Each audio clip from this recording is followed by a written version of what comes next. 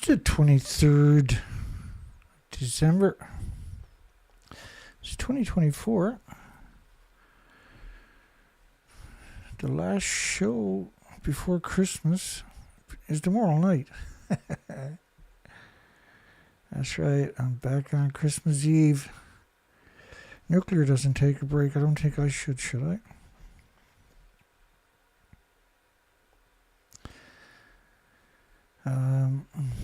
Who am I? I'm Dana.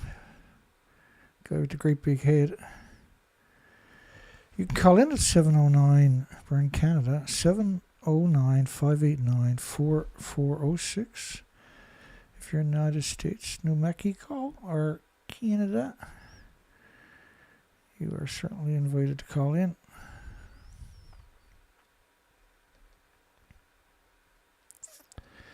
We're going to do 100 headlines on Fukushima. We got some good stuff for you tonight. On the Tibbs Eve. So when you look at these buildings, according to the International Atomic Energy Agency, nothing got out. I can see that. Can you see that? Nothing got out. And in fact, nothing got out till last year, and whatever got out was only tritium.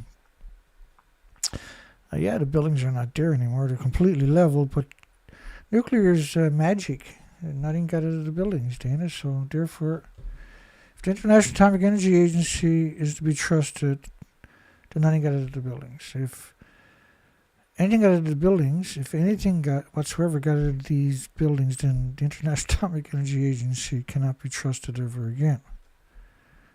I'll leave that up to your discrepancy. The Daily Caller News Foundation, in 2016, said it looks like Japan will reactivate the Fukushima nuclear reactors. So apparently, this is just the stumps of the buildings, reactor 3 and 4. There's 4 of these reactor buildings that melted down. According to the Daily Caller, they're going to restart these buildings. I remember when I covered that in 2016. I was pretty upset because in 2013, the building looked like that, and the top of the buildings where the reactor cores and the fuel pools, which is decades of reactor cores, was gone. And so I was really confused. How could they restart? It plans to release approximately 1.09 million tons of water. Now, the reactors use 1 million gallons a minute, 4,500 tons every minute for each reactor. So they were stored in 900 tanks into the Pacific. The Daily Caller is a Tucker Carlson, of all people. It was the editor-in-chief, too. And Tucker Carlson apparently now is some guru, right, that people turn to. But the reality of it is, he was the editor, so he was saying, even though he knew the buildings looked like that nothing got out of the buildings, they're going to restart them. Very disappointing. In 2012, 16,000 homeless people quit.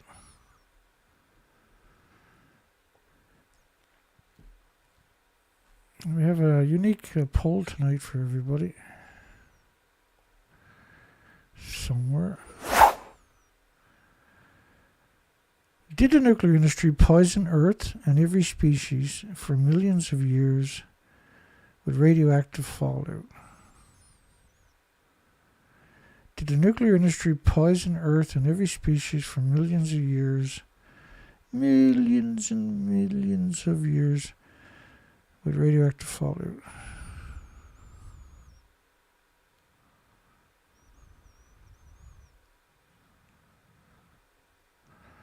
Oh, that's interesting enough. That's exactly what they done, wasn't it?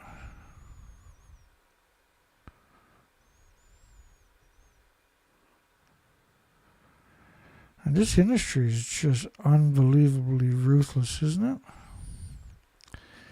It would rather exterminate every species than acknowledge that they have any bad attributes whatsoever. That's the insanity of this industry.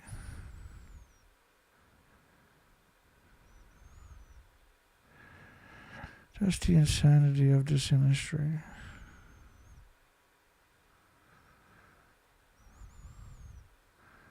I see they had their way with my computer tonight. They're just nasty, horrible creatures, aren't they? Let's keep going.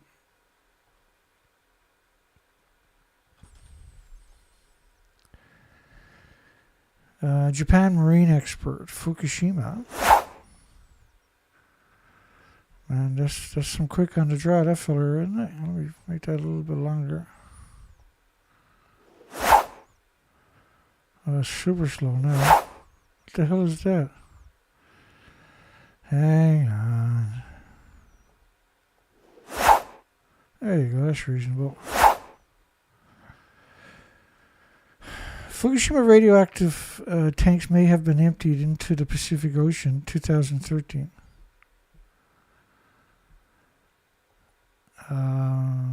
September 10, 2013, as for the contents of 1,000 radioactive storage tanks, there's only one solution.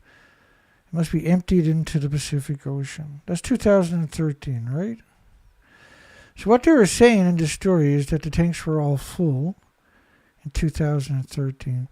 But there was another report actually from the BBC. I'm going to play this short video where Rupert Winfield Hayes with the BBC in 2013, and he's going to tell you there's a giant aquifer underneath the reactors.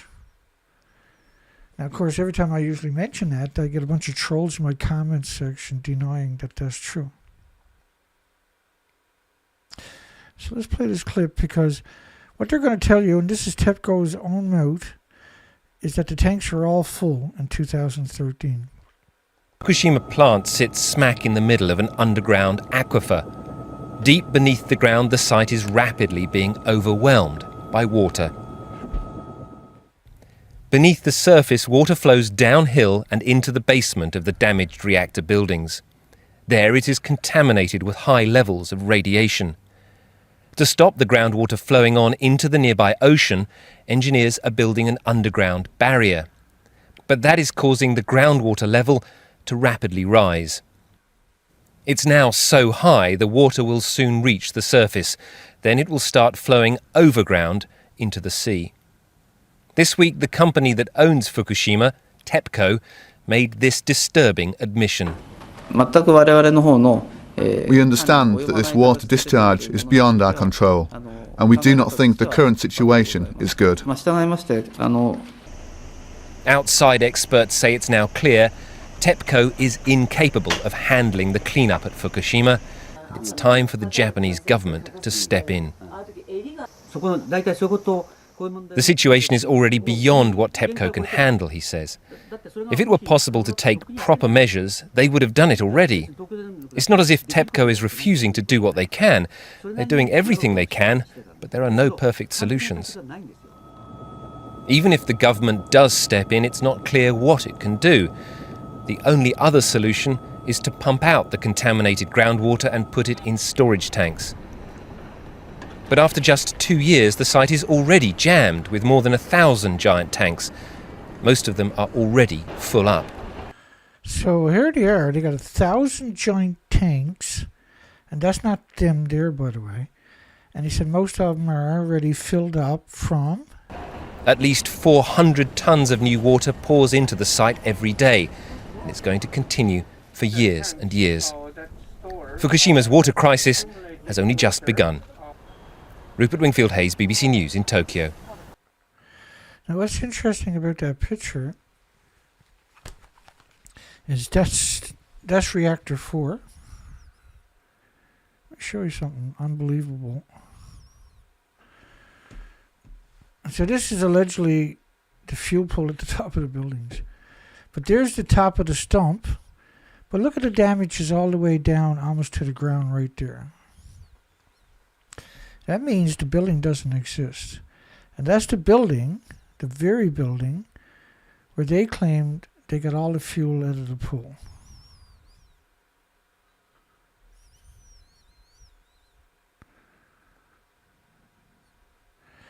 That's Rupert Winfield Hayes, the same year claiming he's at the top of the building getting the fuel out of the pool. So this is really why we've been brought here. Where I'm standing is on top of what used to be reactor building number 4. The whole of this building was blown apart by a huge explosion after the tsunami disaster. But down inside this pool behind me here is still a vast amount of nuclear fuel. You can see it down there beneath. So in order to do that, he's not the only one who done it. In order to do that, he has to be at the top of the building that doesn't exist. And I got a depiction here I can show you hopefully in a minute.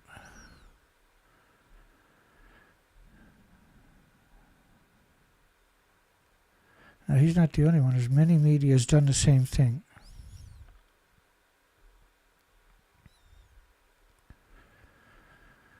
And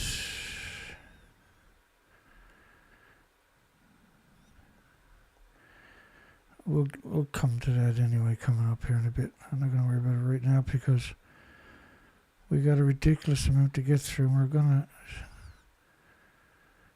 gonna see that showing up here in a little tiny bit.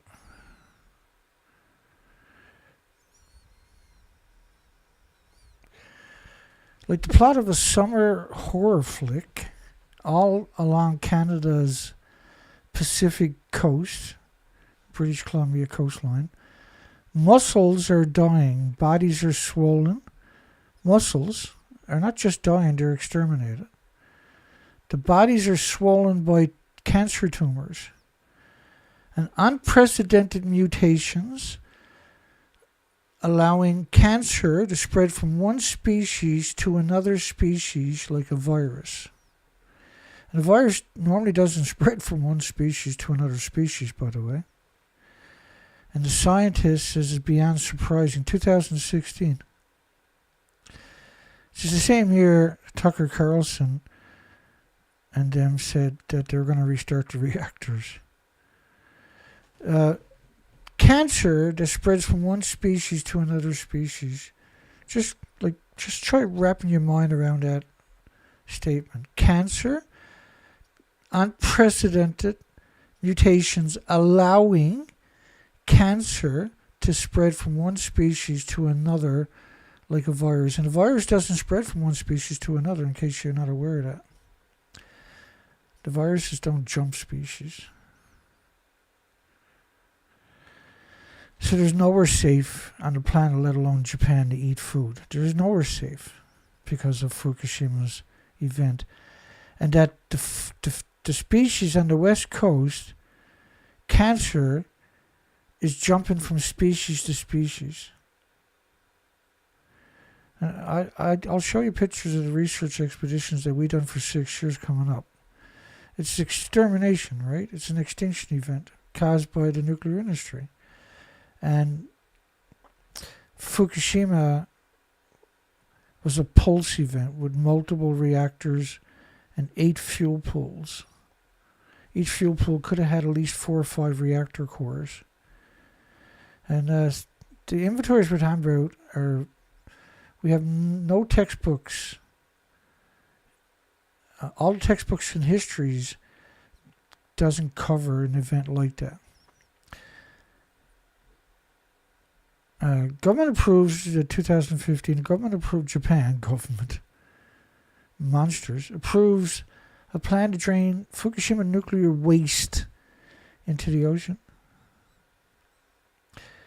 Experts say it's completely unsafe. It's impossible to remove the hundreds of radioactive materials and the 1,200 radionuclides. Because the radioactive materials they're talking about is the particles. And then there's 1,200 radionuclides, and only 62 can be reduced. But that's not true either, because first off, the buildings ejected their inventories out of the buildings. How are you going to reduce something that already happened? And if you try to put it through a filter, the filter is so radioactive after 20 minutes, you can never get near it to change it. And after an hour, you can never get in the building again. And after 2 hours, you can't get within hundreds of feet of the buildings. And within 24 hours, you simply can't filter it. You can't walk over the pipes or the hoses that are directing the water to the alleged filtration system. It simply It doesn't work that way. This is not like a oil filter for your, or a water separator on your boat or anything like that. But you can't get near it because the ejected fuel landed all over the site. So there is no nuclear scientists, academics, nuclear corporations there. It's just the vulnerable of society, and they were exterminated. So 100 atoms a kilogram of cesium is nuclear waste pre-Fukushima, and after 100 kilograms is considered safe to eat. But just because they raised the level, that doesn't make it so. It wasn't safe before, and so therefore it's not safe after. And there was dissenting voices. Japan foreign minister stopped claiming the food is safe. That's 2011, because the food is not safe. Because you can't perceive it, right? You can't smell it or hear it or feel it or taste it or touch it or pick it up. Worst case scenario was abandon Tokyo forever, not only evacuating it. Did we almost lose Tokyo? And so they said they didn't evacuate Tokyo because number 4 didn't melt down. Right? And there's the media claiming they're at the top of reactor 4 in 2013, 2014. And they all pretended they were at the top of the building that don't exist, so therefore they didn't have to evacuate Tokyo. In other words, a reactor breaking down means you might have to evacuate your country. So why have that on your planet, let alone in your country? And do you really think it's not going to happen again and again and again? And if there was a nuclear renaissance, which there's not, and the evidence this year is 660 gigawatts of just solar came online. And the total nuclear capacity after 80 years is only 365 gigawatts. So you almost doubled the capacity of nuclear's 80-year legacy in 12 months with just solar. I mean, the reactors blew up. My goodness. They're actually gone. And just because they pretended they're not, how is this not a crime to pretend they're on top of a building that don't exist? Why would you do that? Because it's an extinction event and they don't want that gorilla on their back, right? Radiation data from the Seattle, United States Seattle Area Survey, which is the Pacific coastline basically, may be withheld by the federal government for national security purposes. So why would you withhold it if everything was perfect? But all you really done was pretend that it was perfect. And so they can be prosecuted under the racketeering statutes for lying, see? And ultimately, this is what's going to happen. I will guarantee you that. Fukushima plume model shows 1 million atoms square meter over the west coast after the reactor's explosions. Private emails revealed the highest levels of the government worried about the health impacts in the United States, and that the nuclear industry tried to bury the truth. Well, UC Berkeley experts told the public there is no plume. And so those experts can be retroactively prosecuted under the racketeering statutes. You have to excuse me. The most difficult day. I had a good day, but I'm busted up. Such is the life of the things I do, to try to have a moral compass and do the moral and ethical things. I have to do things I'm simply not capable of yet to get done, right? And it's just not fair, but that's the cards we're dealt, and it's more important to be here and do the things I do until the world, people start replacing me with the truth, and that's not looking good for it to happen. Fox News, United States is receiving a steady flow of radiation, and the media pays little attention to the radiation in the food, as if the problem only exists. So you had 1 million atoms per square meter. That means on the ground, right? So when you see the Becquerels, you're talking about physical atoms on the ground. And this plume model was the French model of the cesium-137. This model was Xenon-133. This model is cesium-137 of 1 million to 10 million atoms based on 15 days. And the cesium-137, by the way, pulses energy 600 feet every second. Another study was 20 million particles of iodine-131 per liter. Each particle is pulsing energy at the speed of light every second. None of this is inert. All of this is pure energy. And imagine creating something, sitting down in your garage or your tinker shop or whatever, and building something that pulses energy almost at the speed of light every second. Try wrapping your mind around that statement. Because we've been releasing it into the environment from 1,000 fuel pools and nuclear power plants worldwide all day, every second, for over 7 straight decades. So another study was shown, New York Times contributor confirms California rainwater was 181 times above the drinking water standard. So that means now when they acknowledge iodine-131, it's because they don't want to tell you about the other 1,200 isotopes. And it's meant to lull you into complacency because iodine-131 has a 8-day half-life. And again, very rarely will they explain to you there's 10 half-lives. Right? And when they call it a decay, the decay is an explosion that every second that could last for 1 billion years. So calling it a decay is not appropriate. Calling it an explosion that wrecks everything with replicating cells would be. And the industry uses a lot of these switch and bake tactics. The West Coast hit with 220 million atoms per liter of radioactive fallout in the range, sustained for months and months and months, a continuous plume of this stuff because of the ongoing criticality chain reactions of the iodine-129 with a 15 million year half-life, so 150 million year legacy, and detected in the aquifers that supplied drinking water to large numbers of people. They don't just drink it, they shower in it, they brush their teeth, right? The children play in it in the summer times. Lots of people sit in it in their hot tubs. And this stuff will saturate your thyroid glands. So you're producing radioactive hormones. Every insect, every bird, every mammal, every animal, every human, every species on the entire planet will produce radioactive hormones for 15 million years times 10. Cesium-137 and 134 found in the United States food supply. So these are what's known as gamma. So not only will iodine-131 end up in the thyroid glands, produce radioactive hormones for the rest of their lives, so will cesiums. Any gamma will end up in your thyroid gland and your muscles. This plume model is neptunium-239. It says a 2.4 day half-life.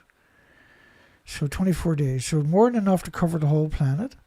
And when it decays to plutonium-239, which is named after the devil. Strawberry mushrooms with cesium-137 found in Northern California. 5 of the 6 items in the food chain. And again, you're noticing continuously they're allegedly only looking for gamma. But they're not even looking for gamma. Because other people found it, then they have to come up with these studies to try to mitigate the significance of it. Excessive levels of highly toxic strontium detected in groundwater. Excessively levels of highly toxic strontium. That's 2011. Strontium didn't peak when a nuclear meltdown, because it never stops. It doesn't peak until about 1,000 days. And then it's a 100-to-1 ratio of cesium-137. Remember the model from the study from France of 1 million to 10 million atoms per cubic meter of air I showed you earlier? Well, then multiply that by 100 for strontium-19, the same plume. But after 1,000 days, a little over, well, 3 years, then it's a 100-to-1 ratio. And that will last for tens of thousands of days. So divide 365 into 50,000 days. Here, I'll bring it up on the calculator for you. Just for my own little thrill. So 50,000 days divided by 365. I used to know all this off the top of my head. 136 years. 136 years of strontium-90 productions, catastrophic numbers. And when they call it decay, it's not a decay, it's a pulse of energy at the speed of light. It wrecks chromosomes, DNA, and cells. Your body tries to repair that every single second. The body will flood that area with white blood cells to try to repair all those damage. At the same time, it will attack the source with white blood cells to try to build a sarcophagus that you might call a tumor, right? New York Times exposes gleeful radiation experts trying to calm the public with bananas and felt like a Wizard of Oz effort to distract from the fuel rods behind the curtains. Like a Wizard of Oz effort. Because you can't conflate bananas and... let me explain that to you. It's 75 10 millions or something. Bear with me.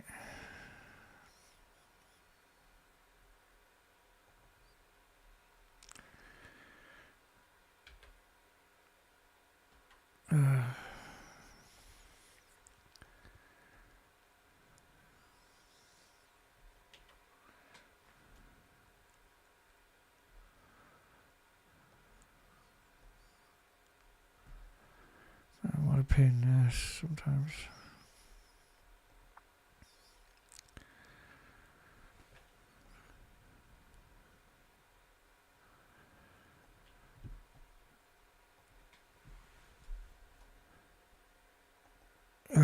So a curry is 37 billion man-made atoms. That's the reality. So a banana is 71 10 millionths of a curry per gram.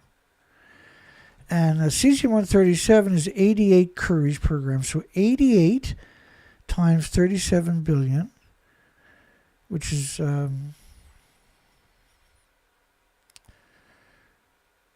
over 4 trillion.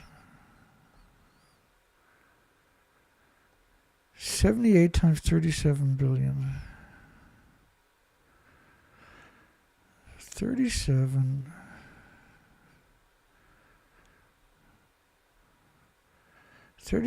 billion times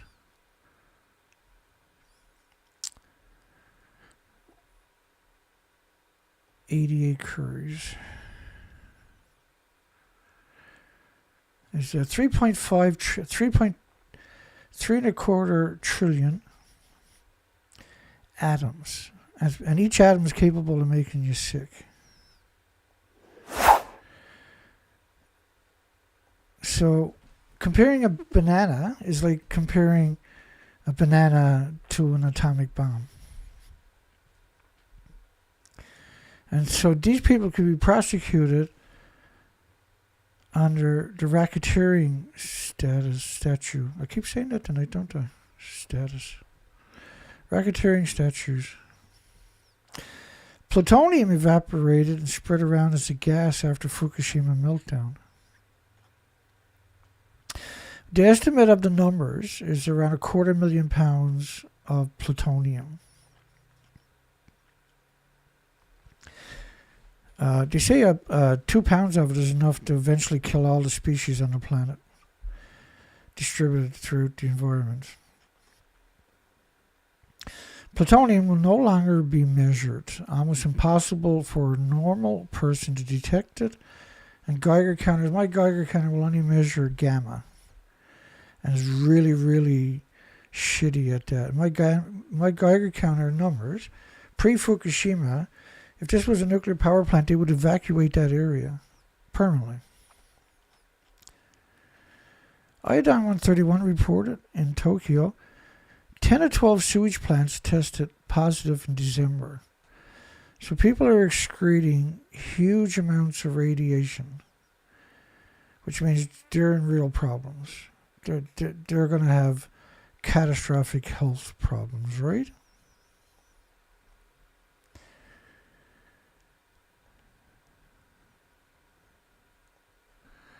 And an example of that was 865,000 extra cancers in the first year.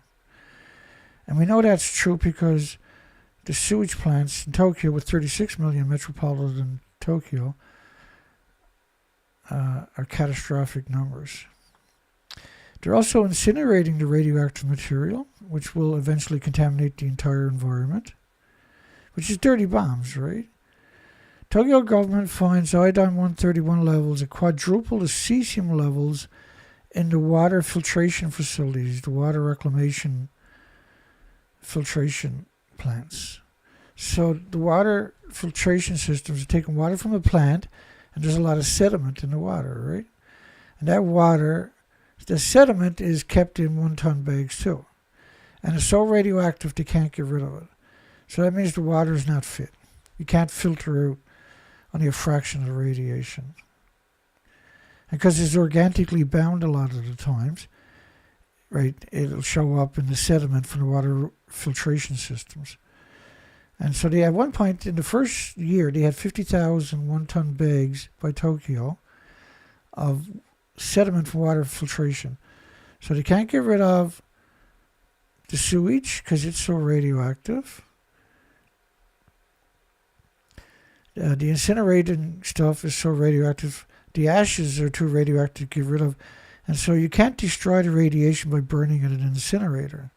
So the ash left over is insidious. They can't get rid of the sediment from the water filtration facilities.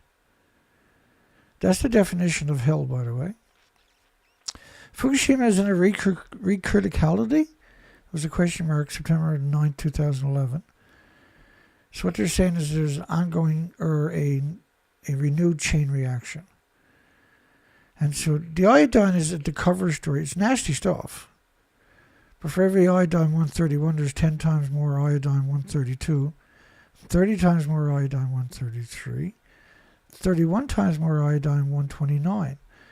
The iodine-132 and the iodine-133 are 9 times more effective at ionizing and radiating the thyroid gland than the brutally effective iodine-131 is. Tokyo, of course, you know, Nagano Niigata is the other side of the country, up by the Noto Ichikawa prefectures, right? We're expecting a major earthquake there next week or the week after. The first week of January of this year, they had a catastrophic earthquake in the Noto Peninsula, Ishikawa Prefecture, on New Year's Day, right? And if you go back to my videos, we covered it for 25 days because the Shika nuclear power plant had a massive earthquake in the basement, a 7 out of a 7 on Japan's Shindu scale.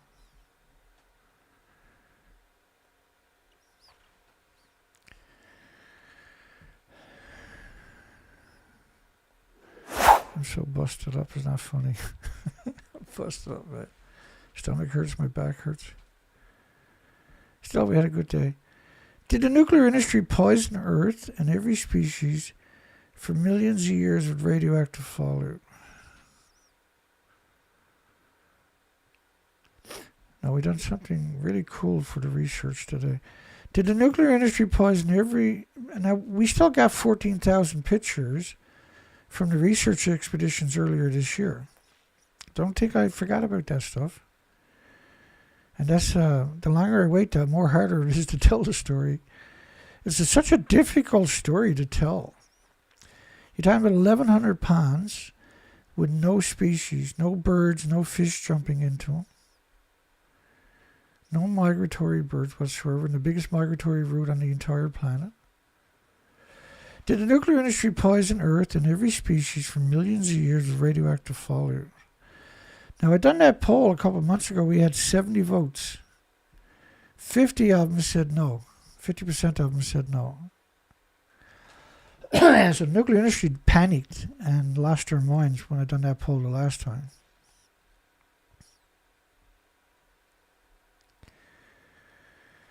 That just reminds me, maybe I got another way of doing this. Bear with me. It's hard to appreciate how much I hate this industry. And very difficult to appreciate it.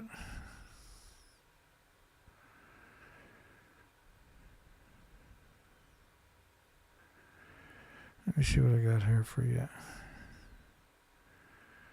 I think I might have another way of telling this story. Oh, what have I got here?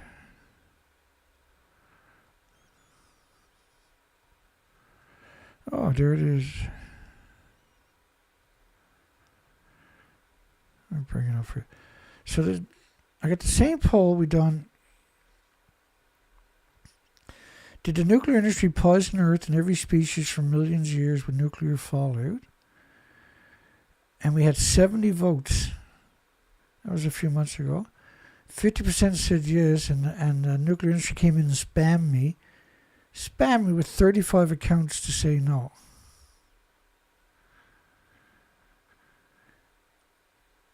That's pretty stunning, isn't it? And now I got the same poll. Did the nuclear industry poison Earth and every species for millions of years with radioactive fallout? And we have 18 votes. But because they spammed me last time, people stepped up. Right? People stepped up and voted to try to counter the downvotes we were getting of no. But I mean, it's clear that's what happened. They have poisoned the species, right? It's 100% clear what they got done to us.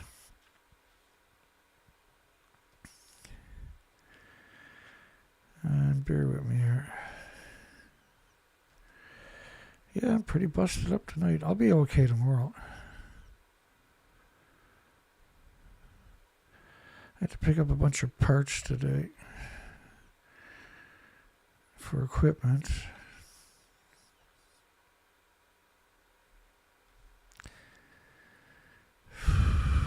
Oh. Here we go. I'm back on track.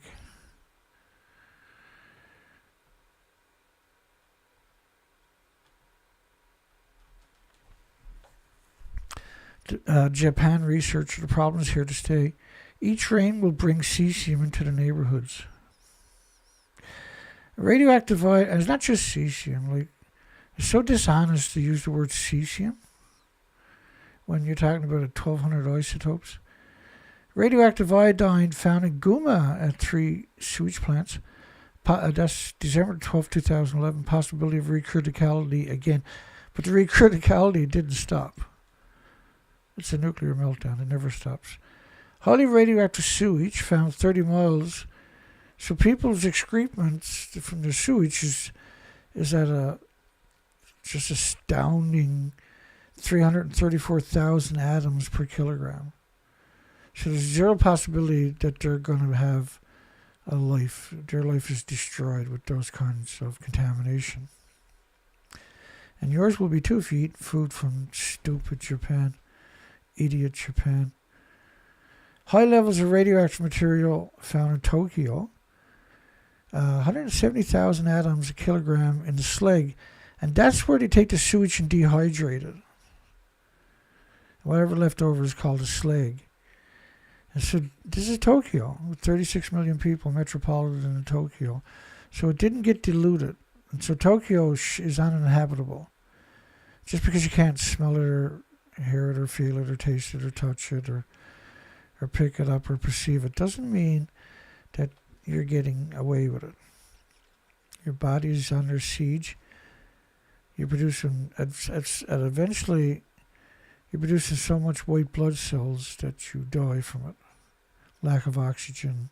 And because your immune system is so compromised, it's impossible to help you. That's the legacy of nuclear. It just destroys everything. Iodine-131, again, every time I hear the word iodine-131, it's so dishonest just to use those isotopes. Per kilogram at the garbage facility.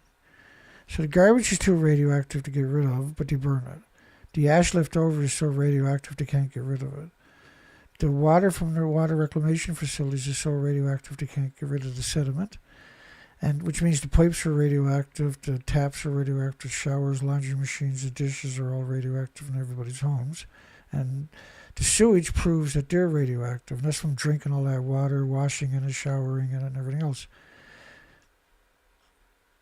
And then the incinerators, Chiba incinerator dust is 70,000 atoms a kilogram. That's a dirty bomb. And now they're only acknowledging gamma, cesium-137, basically. And so they had built 19 incinerators just to burn radioactive material. These are basically 8, 9-story buildings, temporary incinerators, huge buildings. And all they burn is radioactive material. And they've done it for years and years. Over 1 billion pounds.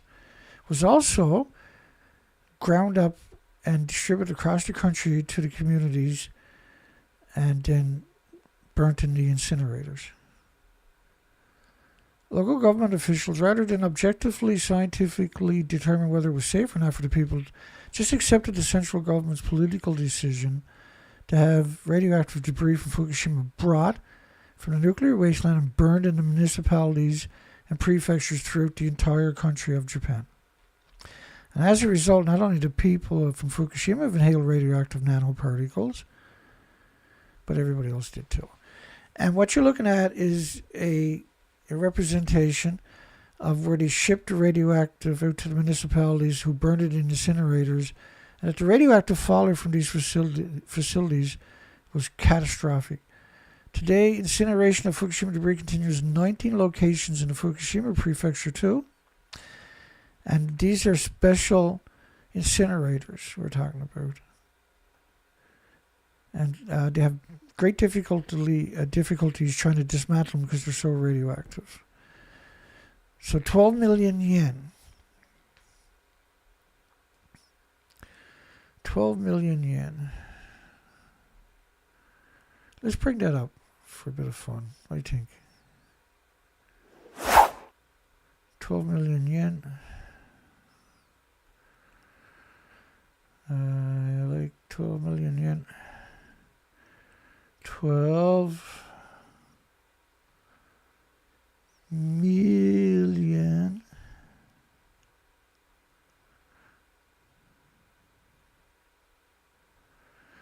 yen to USD.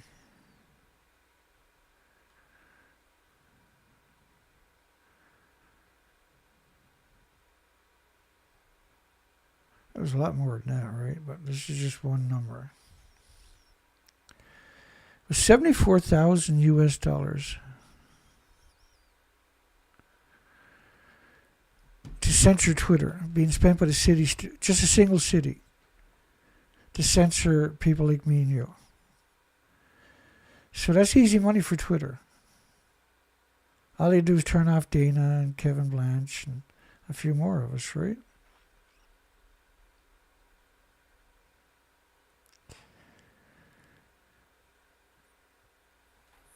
And so this is, I should sue Twitter for doing that, shouldn't I? And they took down my account, of course, during that period, my Twitter account. Public outcry over Japan's government monitoring tweets and blog posts. Program began that month to continue until March, that's 2011. We are basically recreating Fukushima all over again. Clouds of radiation continue across the Pacific Northwest.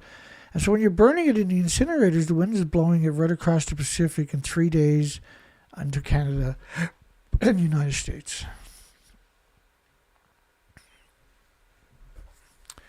88% of cesium in a radioactive ash. It's like, it's unconscionable what they would use cesium and iodine so much. because the biggest byproduct of the radiative fuel rods is curium isotopes, hence the word curium. And the curium isotopes need a lead shielding 20 times thicker than you do for plutonium isotopes. Plutonium kills all the animals in all the experiments with multiple tumors. So if you only give them plutonium, then they'll get typically 3 tumors: the skeleton tumors, bone tumors, and they'll get lung tumors and liver tumors, and the majority will die from the skeleton tumors. And skeleton tumors is, and my apologies to anybody out there that's triggered by that, who's had loved ones suffer and die from that. It's a horrible way to die, right? All the animals, I mean, when you think about all the species on the coastline had tumors, cancer tumors, that were jumping from species to species.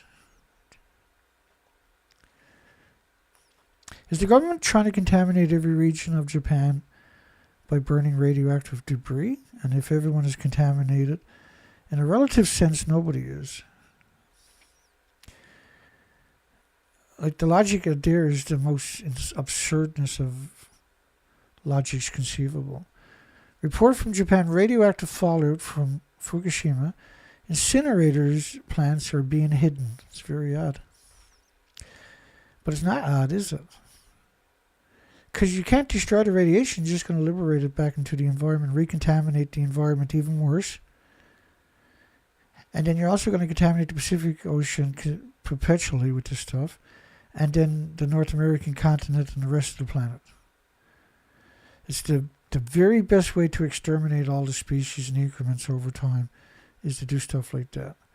And because there's a genetic passport for the population of all species exposed to radiation, which now, thanks to Fukushima Pulse event, we have now set the path for an extinction event.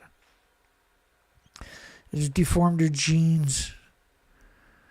Twins attached by organs grown outside the body, one-eyed cyclops, babies with giant heads. They respond to people around them. Medical experts, hundreds ill after Fukushima nuclear plant burned rubble in a major Japanese city, suffered nosebleeds, problem with eyes, throats, and skins. The government says the radiation levels were low enough to be safe. If they were low enough to be safe, they wouldn't be shipping it all over the country and burning it in incinerators. And they're no longer governments. These are the worst criminals in history, period. And 300 times more radiation released into the atmosphere from burning debris than claimed by the government into the atmosphere. And then the radioactive plumes, when it gets into the atmosphere, circles the entire planet, typically in about 40 days. And because it's a continuous plume, because it's coming from so many sources across the country,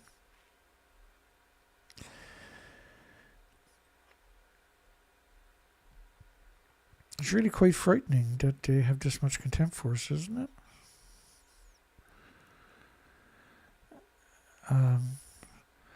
I don't understand why they hate us, but they do.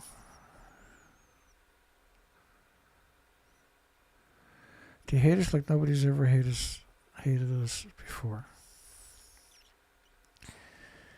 Let me show you some of this. It's sad. It's so sad. It's such a sad story.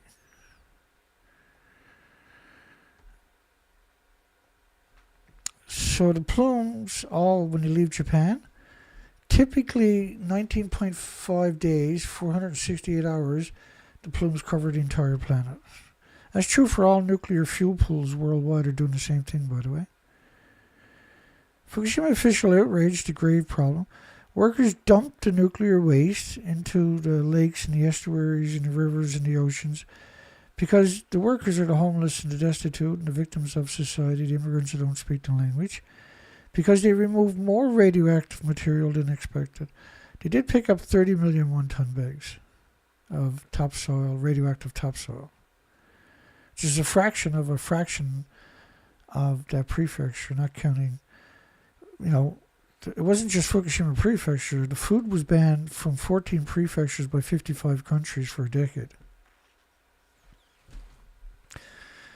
That is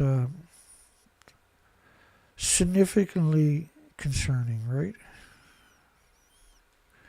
And we're getting to the good stuff is coming up right away here now. I mean, there is no good stuff. I apologize for using that word. Fukushima new blueprint for terrorists. Harvard professor. All you need to do is cut off power for an extended period and the nuclear plants will melt down and the fuel pools. You know, I studied online because I was in a hospital bed, right, for a decade from a diving accident. And so I needed something to occupy my brain. So I studied Harvard University, Yale University, Stanford University, Oxford University, MIT University, Berkeley, and the Commonwealth's institutions. The nuclear lectures. I had access to, they were putting everything online every day, all the lectures. And so I studied that for over a decade straight. You know, long before Fukushima happened. I was very active as a anti-nuclear.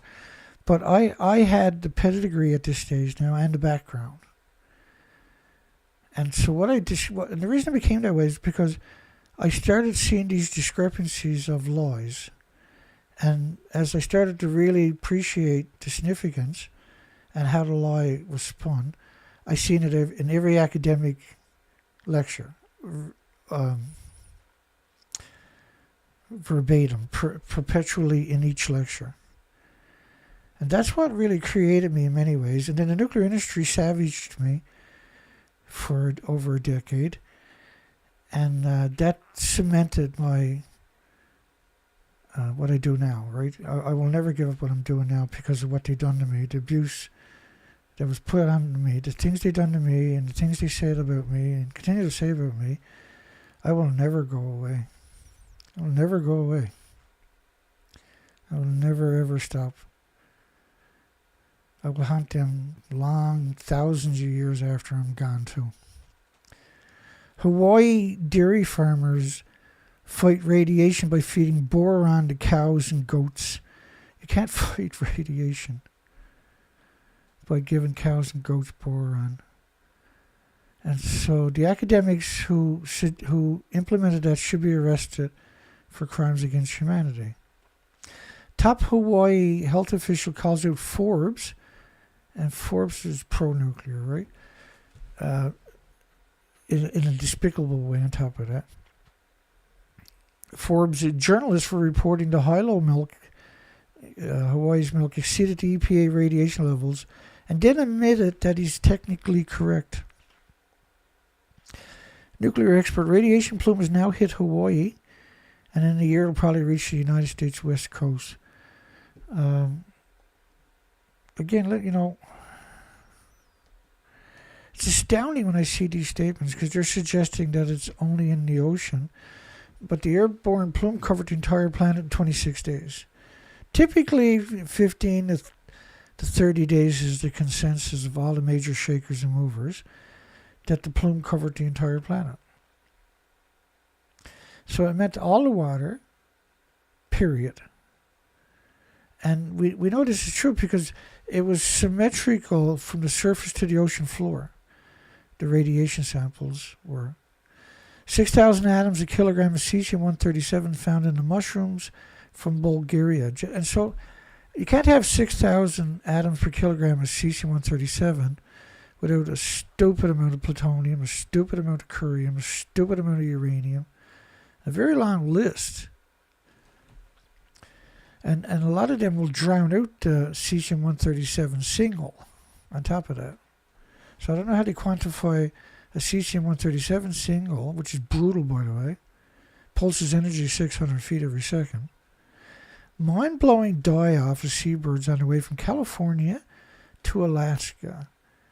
And this is unprecedented. The worst they've ever seen, ever heard. And why they're dying, they're still baffled. Every bird we're seeing is starving to death, emaciated.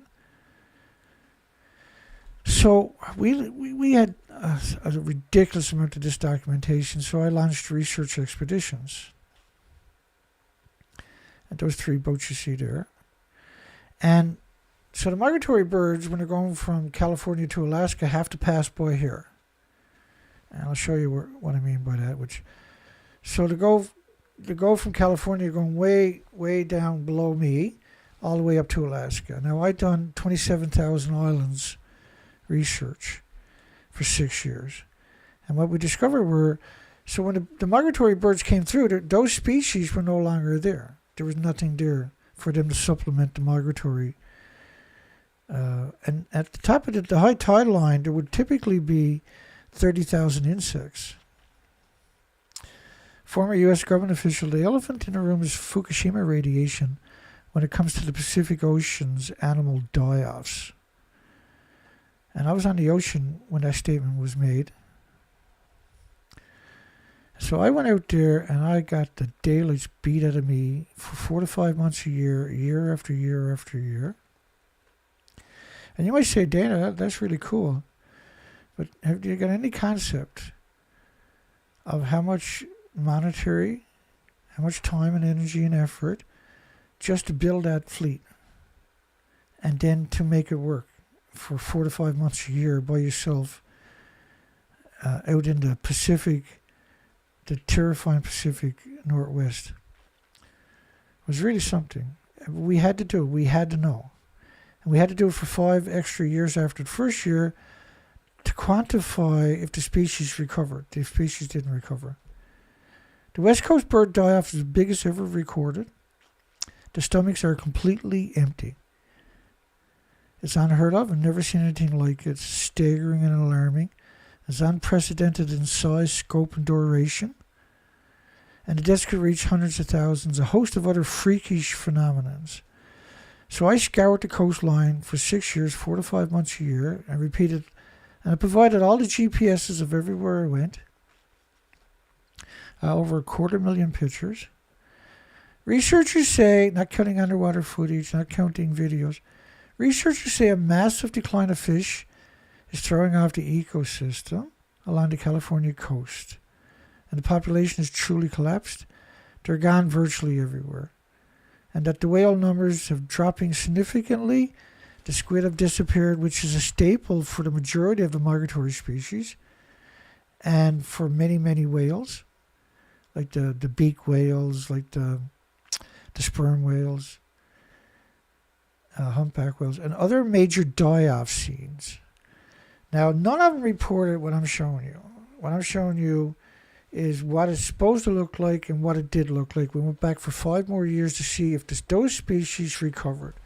So typically, if you plowed in the whole coastline of healthy species, the species from both sides and down deeper would fill up the gap within weeks or a month.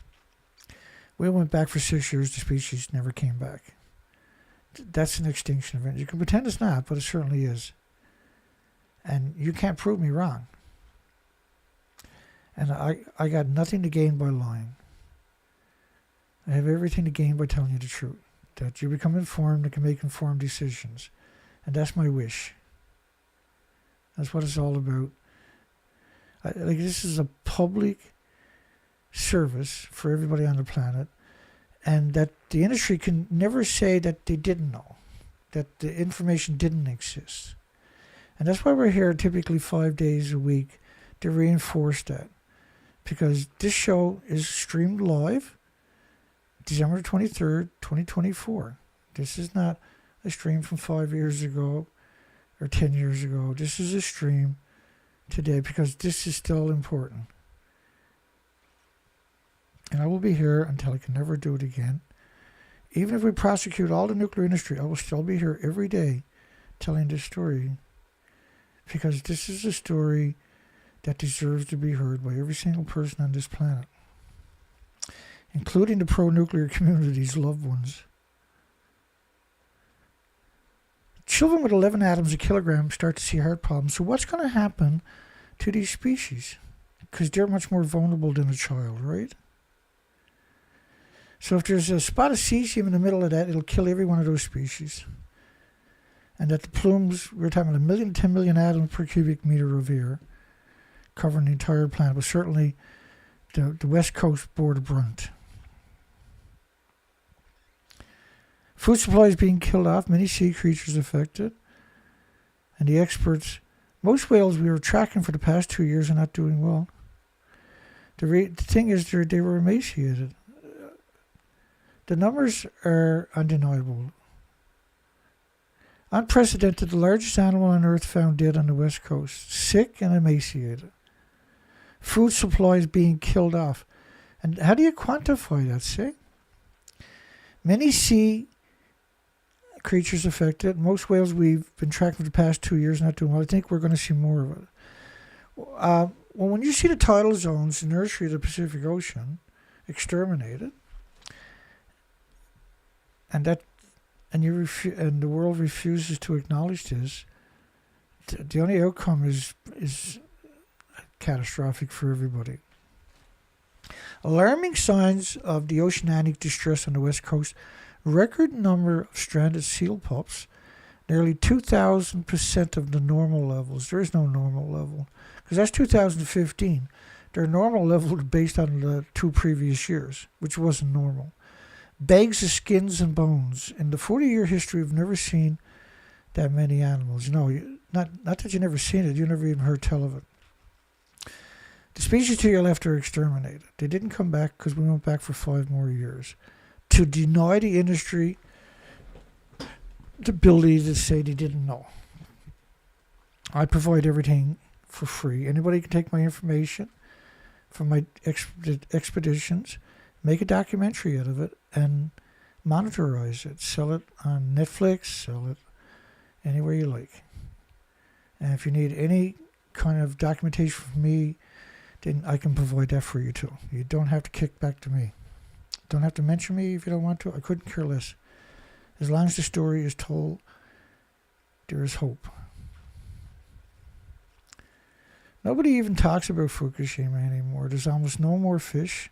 Now, I was on the ocean December 14, 2015, doing research expeditions. The ocean is dying. And most of these reports are based on my research. Because there was nobody else reporting. There was nobody else out there documenting it. There was nobody else posting that information. And so it's heartbreaking for me. The government warns the public to expect alarming increases in death on the West Coast. The fish are just too hard to find. Chaos below the surface. The official says we're preparing for the worst. And the worst was that the tidal zones were exterminated. This is inconceivable. Inconceivable. It's simply inconceivable that could happen. But carbon doesn't do it. Carbon makes more fish, more starfish, more sea urchins, more invertebrates without the backbones, more algae, more shellfish, more birds, more insects. Sickened animals, unlike anything doctors had ever seen on the West Coast.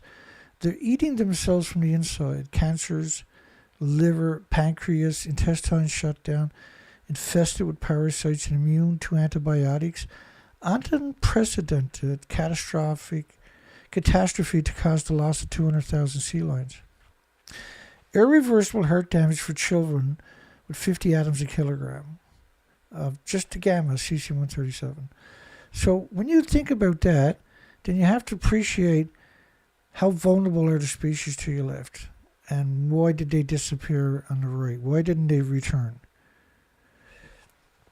The children in Japan, the Fukushima children was 35.8%, 13,646 out of 38,000 children with thyroid tumors of 2 centimeters.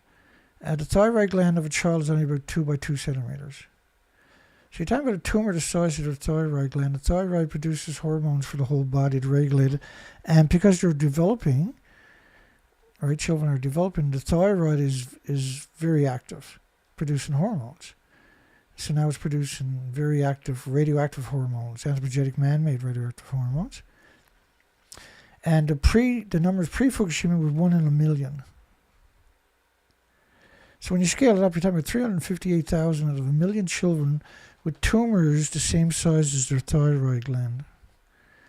And which means if you're seeing that, then you're obviously going to have radioactive stem cells too. Species to your left now exterminated. After 6 years, they never recovered, so they're exterminated. You'll never take those pictures again. Carcasses are littering the beaches for miles on the Pacific coast of Alaska. Complete reproductive failures, horrifying, horrid, mind-boggling, off-the-chart, unprecedented die-off, has the potential to be the biggest mortality event in the state history, the most extreme I've ever seen. Well, first off, I was out there. Their stories like this are based on my research expeditions. They didn't give me credit, of course, but they were reacting to it, like many people worldwide were. And during that period, I had done over 600 radio interviews. Expect 7,000 plus species in the tidal zones. And I can list you off the species. I mean, you're not going to see the 480 species of worms. You're not going to see the 5,500 invertebrates without the backbones, like little shrimps that were in the 700 algae. You're not going to see the 700 algae. You're just going to see kelp weed and kelp cabbage.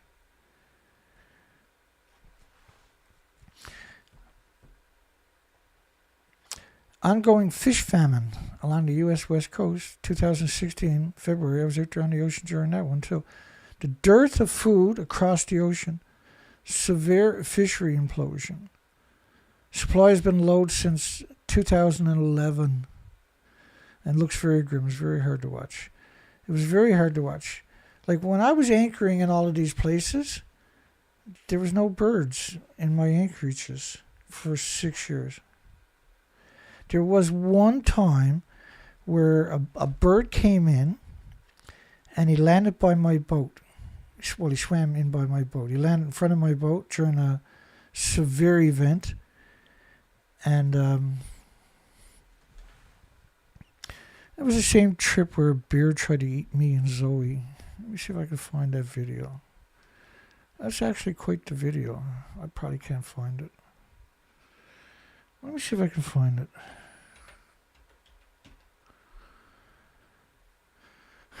Blah, blah, blah, blah, blah.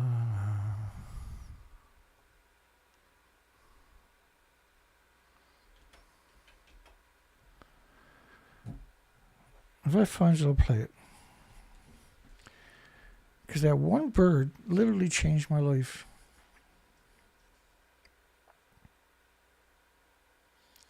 Searching.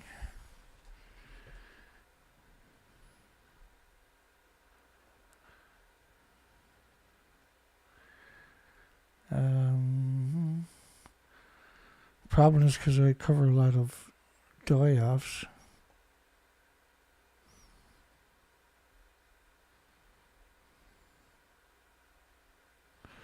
I might have to put another keyword in to find it.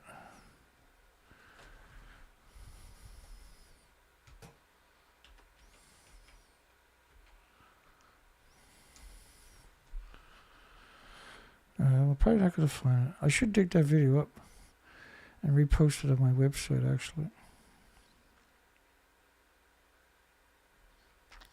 Oh, well. Oh, okay. I'm going to play this video. This was a research. We were on the west coast of Vancouver Island in heavy wind. And the west coast is hellish. Now, I was tucked away in this little nook, this little tiny spot on the open ocean, and I was hid away behind this little tiny spit of land, so it's hard to appreciate it. And we're going to play that for you now. I'm going to adjust the volume in real time for you.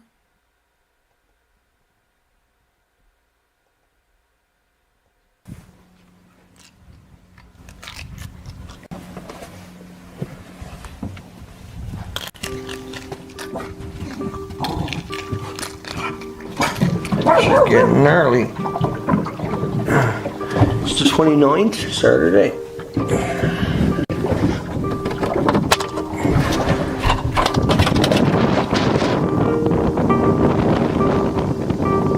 Might have to move out of here, yeah. We got nowhere to go. And I'm running another beach line when the wind drops down, just in case. The wind keeps changing, it comes in circles around. We're getting hammered from all sides. We got one beach line up, we get the big anchor out. I'll run another anchor out over here, and I'll put a beach line up over there. It'll be quite a mess when we try to get out of here, but yeah, she's coming right in here now. Big water sprouts flying down through here too. Huge ones. Oh well. So we got a anchor line going off the stern. We got a beach line going into that tree. Sorry, Zoe. You're a good dog, Zoe. Probably should open that up first. Oh. We got an anchor or a beach line to that tree. And a beach line, you guessed it, to that tree. You think that's overkill? I don't think so. If you had been here for the last 24 hours, you would have said, Danny, you should have put a line there and a line there and another one there. Because that was hellish. But, well, it's 7:15 almost. It's low tide, but it's pouring rain out there. You can't get any pictures. It's actually slacked off a little bit here right now. But it keeps coming back every time I go to get ready, so I'll have to sit this one out again today, I guess. Zoe's already sitting it out. I'm gonna watch a few lectures, I guess, or something. Zodiac's filling up with water. It's hardcore rain. You know? Hardcore rain. But anyway, we're tied onto that tree. I don't know if you can see it. Tied onto that tree. And we got the big friggin' anchor we moved last night. It got too windy. We moved inside. There's nowhere else to hide in here under these two little nooks. But it looks like the waves have dropped down right there, so maybe noon or something. And it should slow down, and maybe to catch tonight's tide. Or tomorrow morning we'll stay and catch it. Got enough food for another couple of days. But we're a long way from anywhere to get food, so we'll see. Hey Zoe, you find something, buddy? Hey, hey, hey. How you doing? You okay? Let's get you on camera here, just a minute. Good morning, Zoe. Good morning, Zoe. Oh, I got a seagull in there. Oh, hang on.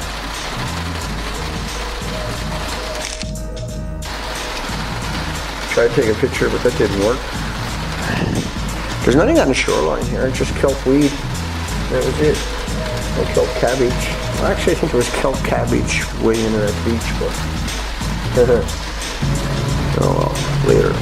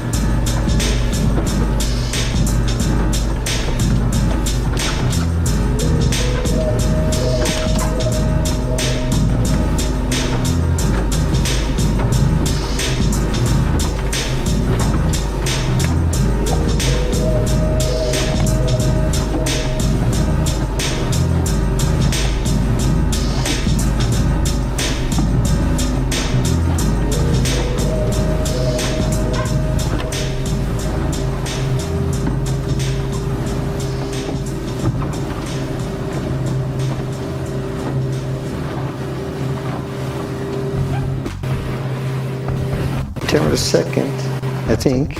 It's Wednesday, 2015. There was a beer. It's over there. And I got some pictures of them in here.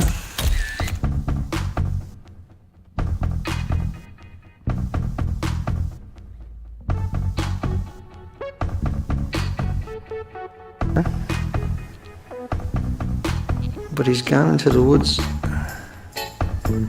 He swam over. And this little island here, he was, like I say, he was on that shoreline over there, and then he swam across to here. And so I'm worried about him, because I got a beach line. I'm pretty close to that shore. We're heading back north. We're just 15 miles outside of Zabalas.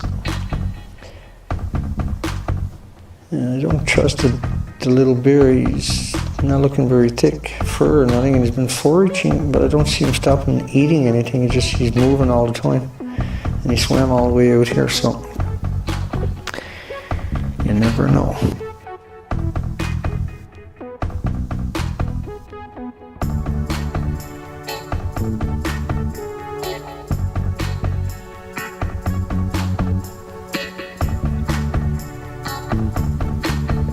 There he is going across that little river. He just swam across.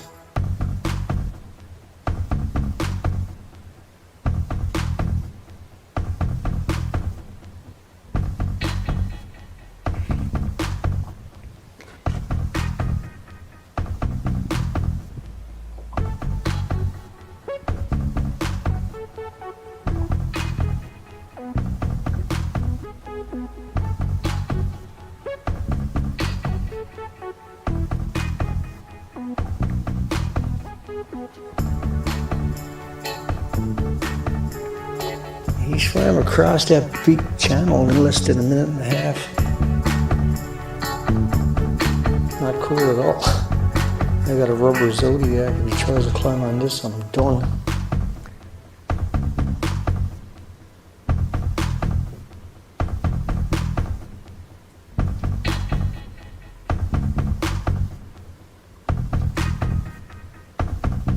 Anyway, I guess he's gone in the woods. That little guy's been here for about 5 hours, all by himself the whole time. He just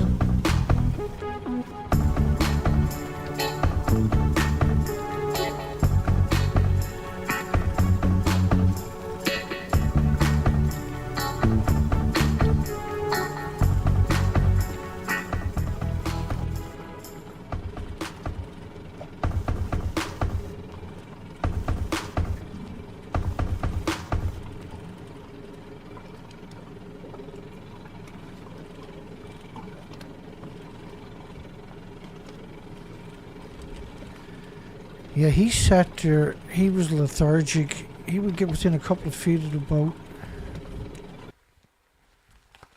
That bear, he had swam. We had just got back onto the boat after putting up a beach line. And I'm assuming the bear came out to get Zoe. Because we were on the beach, right? And we just got off the beach. And we're just climbing on the boat. And I had the camera around my neck.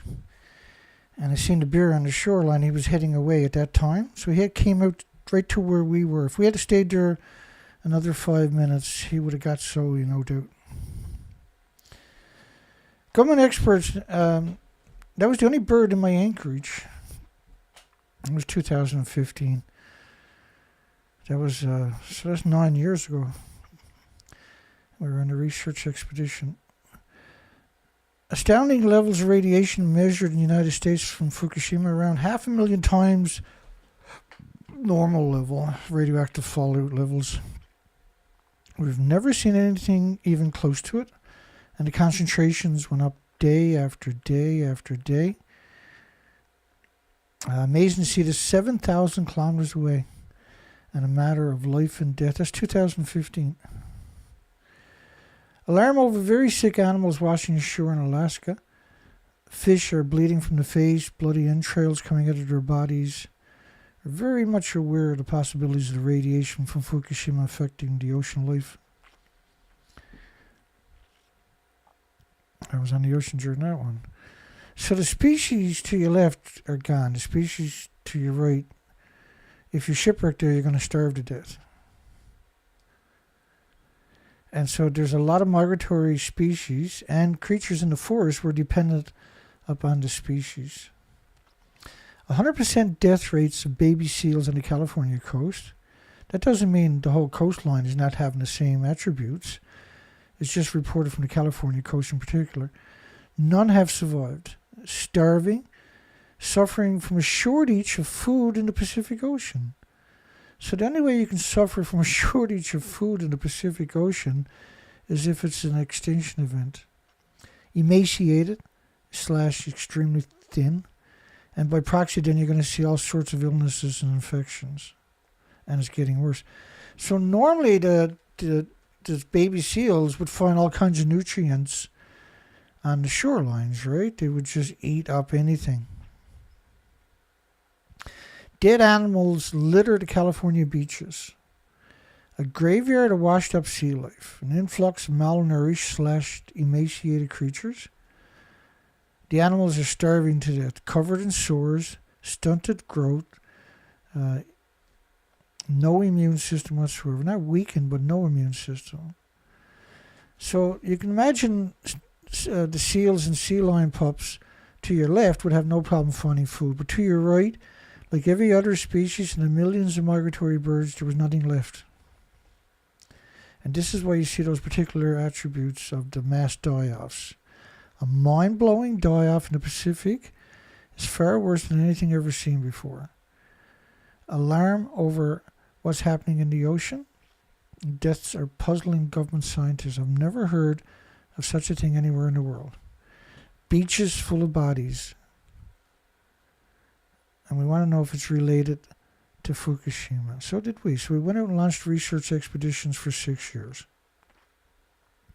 And so there was nothing in the tidal zones for the species to eat. So the only thing in the tidal zones was the dead animals dependent upon the species, because the species had disappeared. Their food chain had disappeared.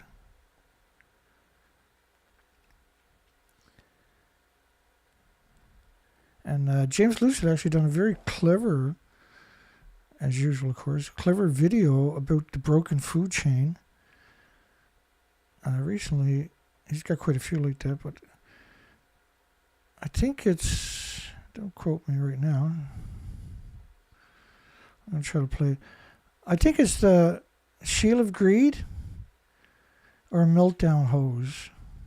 We played that one last night. We played that one recently. That's another one of my favorites. James got Golden Boy is one of my favorites. That's an amazing song right there, Shields of Greed.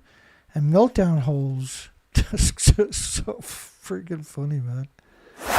Like, you really got to know your stuff to write songs like that. You really do. You got to be a pretty deep thinker to be able to write a song like that. The music's incredible. He's got so many different genres. University of Texas researcher, Fukushima release is so great.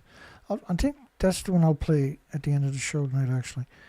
Fukushima release is so great that radioactive aerosols in Washington were up to 100,000 times normal. They revisited it to 450,000 times so-called background radioactive fallout.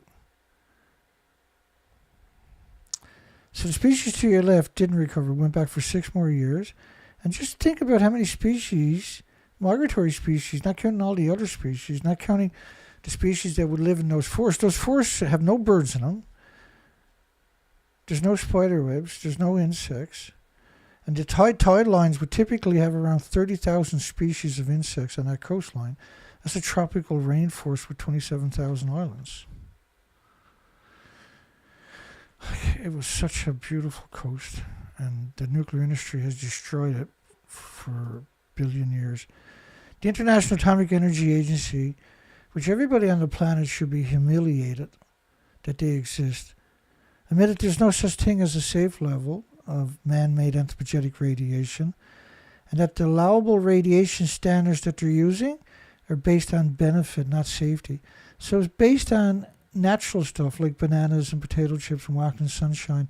It's not based on their standards. Their safe levels are not based on uranium or plutonium or cesium or curium or anything else. It's based on natural. It's absurd. It's the equivalent of the Environmental Protection Agency saying cyanide is like sugar, and so your children should eat it.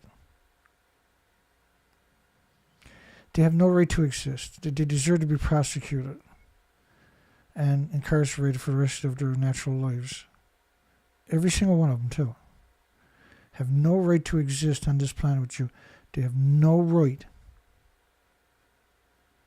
Their standards are not based on man-made radiation, they're based on natural. They're the biggest threat to the future of humanity and the species. The species to your left are exterminated. Now remember, I was a commercial diver for years. I'm very familiar with that. Those pictures I'm showing you to the left, that I considered that my friends, so to speak, because I was there for 6 hours a day on the ocean floor working. It was amazing. You couldn't put your foot down because you were afraid you were going to squat species. It was the same thing in the tidal zones, where if you came in a low tide, you couldn't get to the high tide to put up a beach line because you would break your neck, because every rock was covered in just endless species. It was magic. Now, there's nowhere you have to worry about that. You're not going to hurt a single species because there's none left. They're completely, 100% exterminated. And it was going to happen anyway because all the fuel pools are hemorrhaging radiation from the fuel rods. They're still splitting atoms forever. So when you talk about how fuel is dangerous, it's dangerous because it's splitting atoms and you can't contain it. And then everything and everybody's breathing those atoms in and getting sick and dying eventually from that exposures. Nowhere to run hot radioactive particles in Seattle at 50% of the levels seen in Tokyo, and latches onto the lung tissues. Well, they're talking about plutonium, they're talking about curium, they're talking about americium, they're talking about neptunium when you're talking about those particular attributes, and Xenon-133. And the species to your left are exterminated.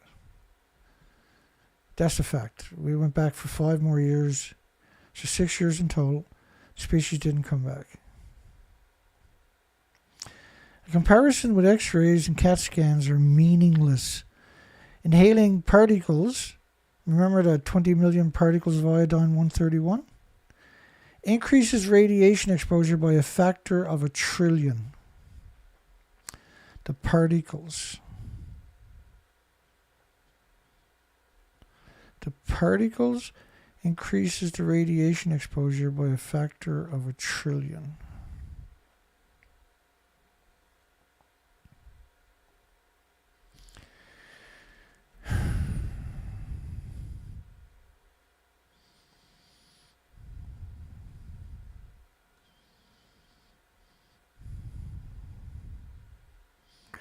Let me find it actually.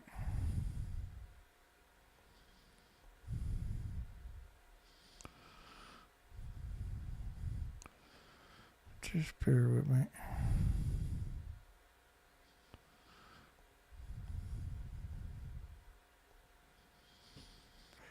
Because my heart is broken every time I cover this stuff.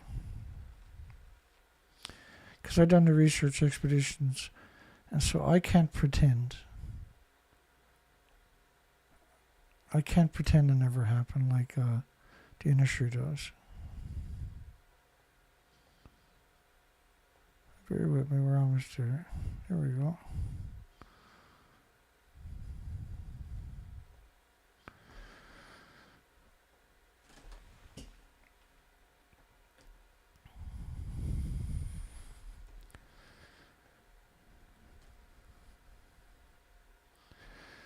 So,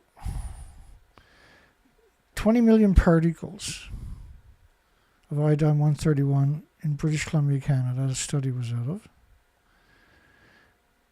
20 million particles.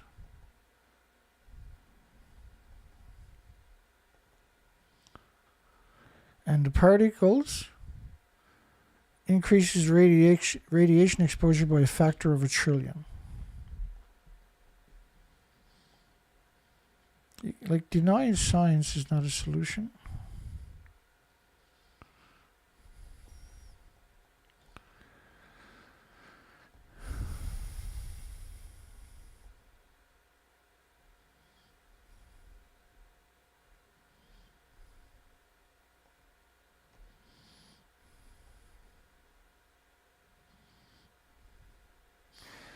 just wanted to put that in that pile so I can find it next time.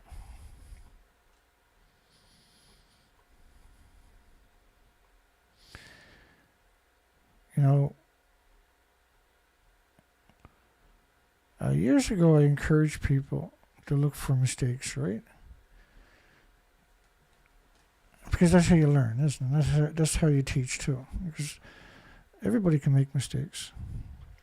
But the nuclear industry perpetually showed up and said it was like a banana and a potato chip and walked in the sunshine. And to me, I can't ignore that, those types of lies. The species to your left are exterminated because of radiation from Japan, because of that pulse event. But ultimately, the nuclear industry, radioactive fallout from 1,000 fuel pools worldwide would have done the same job anyway. But Fukushima was a pulse event.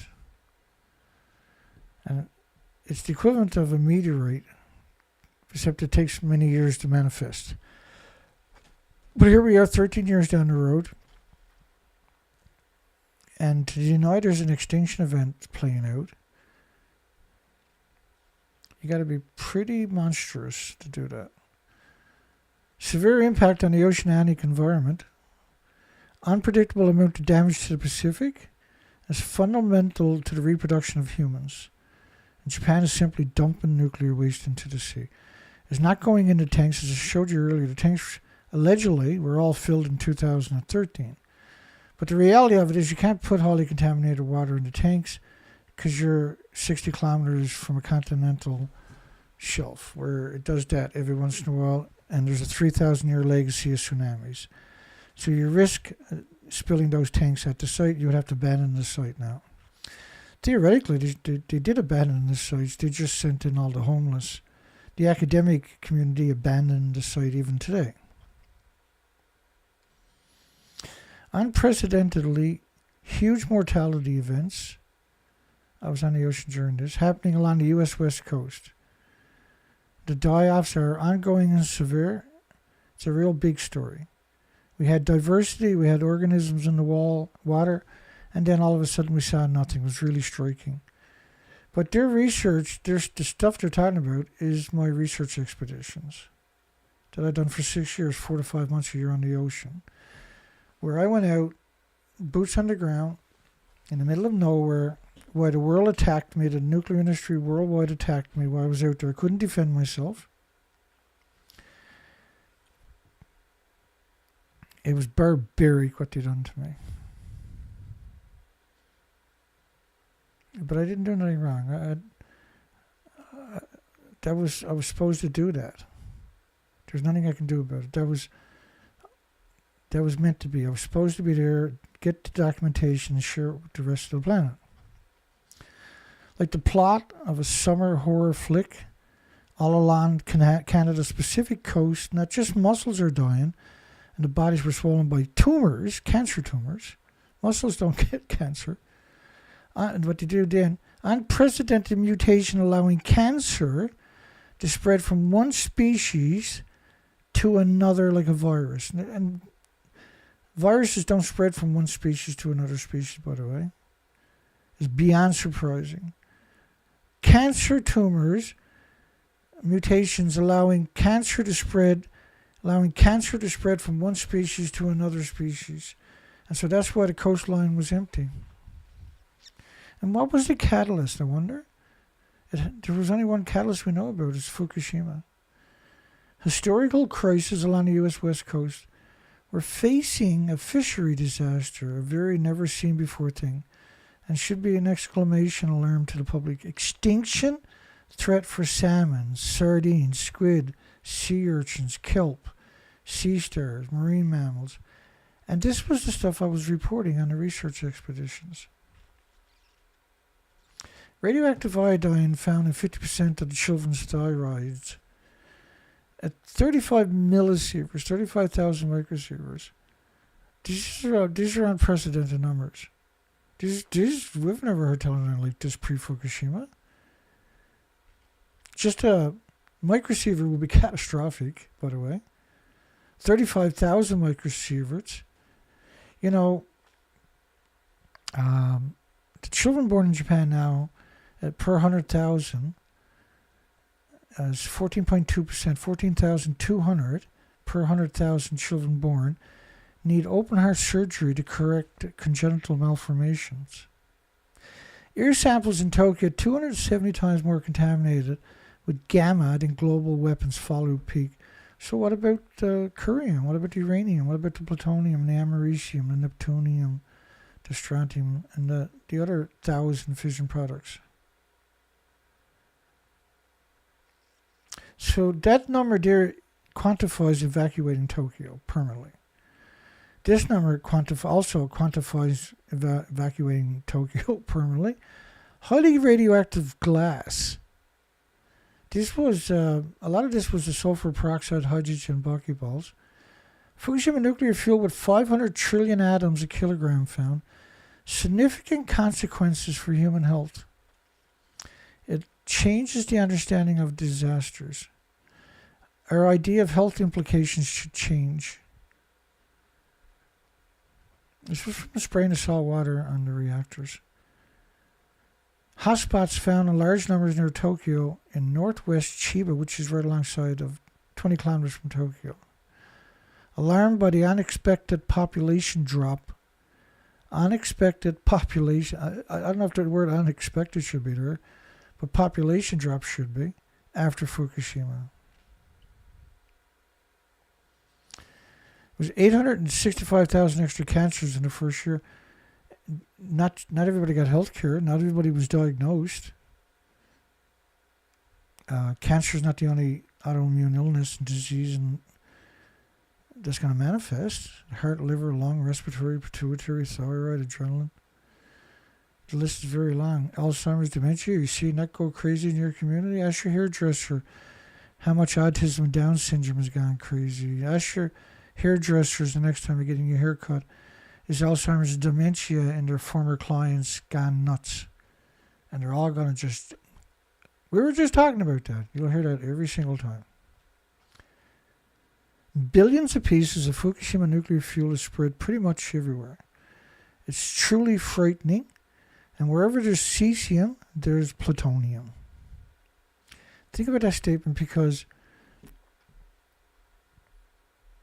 Let me explain why that statement is unbelievably important.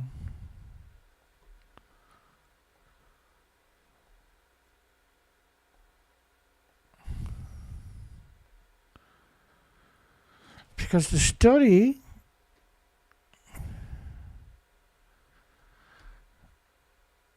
here we go. We only got another 5 minutes to go, so hang around because this stuff is unbelievably important. I'm about to show you. So everywhere there's cesium, there's plutonium. So the radiation spiked on the west coast. This is the French government, the IRSN,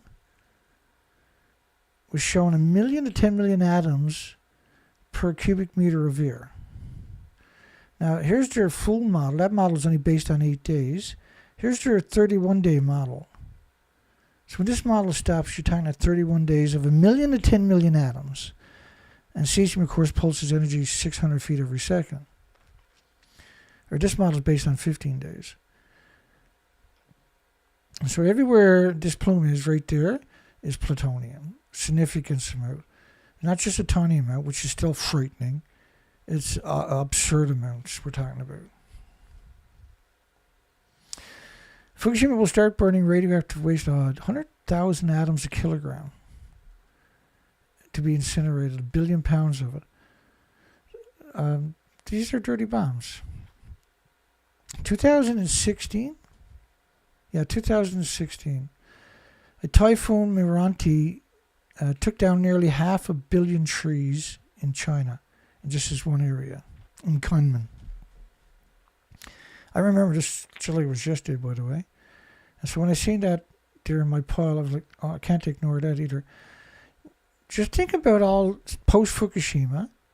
If you look at pre-Fukushima, typhoons, cyclones, and hurricanes, and then you look at post-Fukushima, since Fukushima, typhoons, cyclones, and hurricanes, then you're going to see this stuff. every second or every single one. Winds of over 200, 250 miles per hour. And we don't have building codes for those types of winds because we never had them pre-Fukushima. Something you should think about, because it's the difference between life and death. Knowing is so important, this information. So now, if you're honest, now you can use this information to extract accurately more information to help protect your loved ones a little bit, because you can't protect them ultimately because everything is compromised, and only because they covered it up. We never had a chance. The industry worked diligently, the nuclear students included, worked diligently, the universities and the media, to silence any dissenting voices or any rational voices, including my research. And so we have to become our own news source. And I went through an enormous amount of effort. You see the effort I put in to build the fleet to go out on research expeditions for 6 years? That's nothing compared to the resources I put in to put this operation together, so that hopefully I can get your attention for a single video, so that I can educate you, and hopefully by proxy you can help your loved ones and your friends, maybe even your community, maybe even the world. And some of you have. Some of you have risen to that occasion, but not enough. And it's never too late. You have to speak out. Because if you don't, we don't have a future. You're the future. And if you don't speak out, we have no future. And all I'm trying to do is provide an educational platform. Did the nuclear industry poison Earth and every species for millions of years with radioactive fallout? Yes. Unequivocally, yes, right? Hi, everybody. Good night, everybody. Have a great night.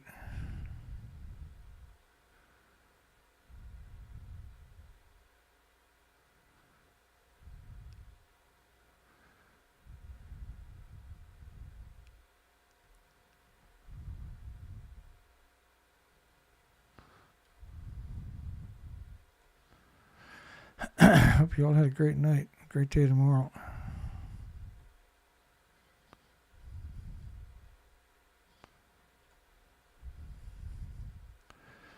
And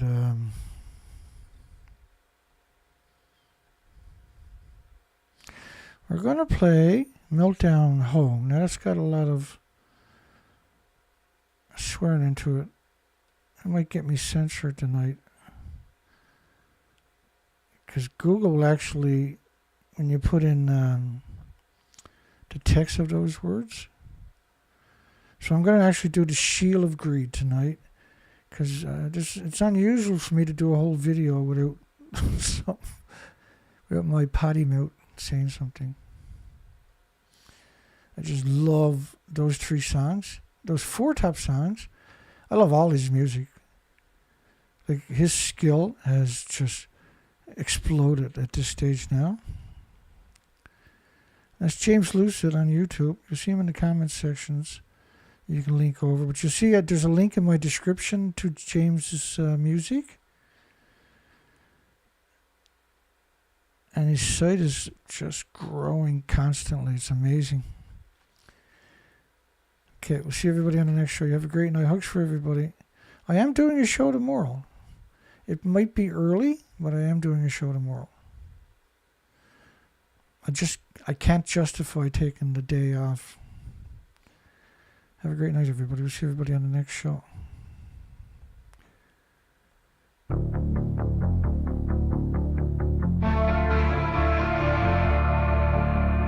There were a law to keep them safe. Signed in ink, paid by blood. Protection paid with human lives. Left robbed and deceived legally. Price Anderson, shield the safety net. Who pays the price for public debt?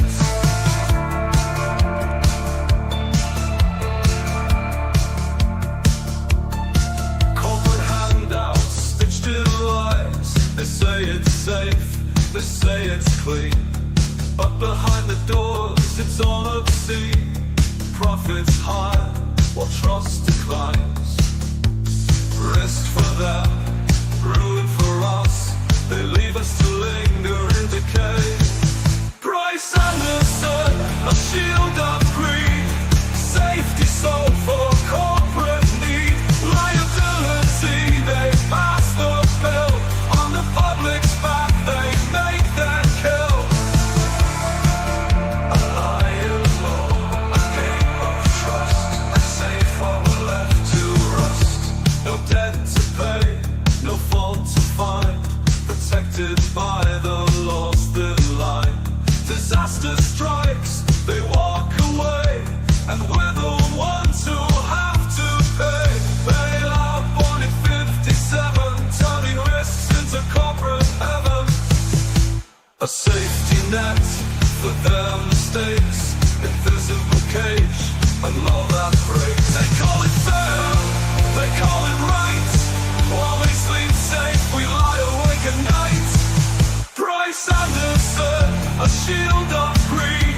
Safety sold for corporate need. Liability, they pass the bill. On the public's back, they make their kill.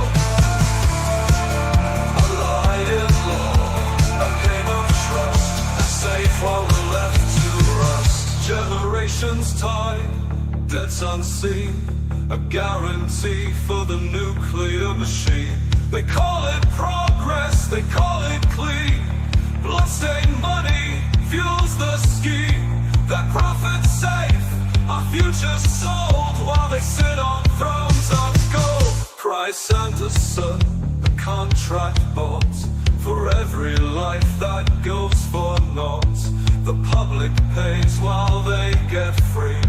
A corporate shield of misery. Signed in blood, sealed in trust. They walk safe while we're left in dust.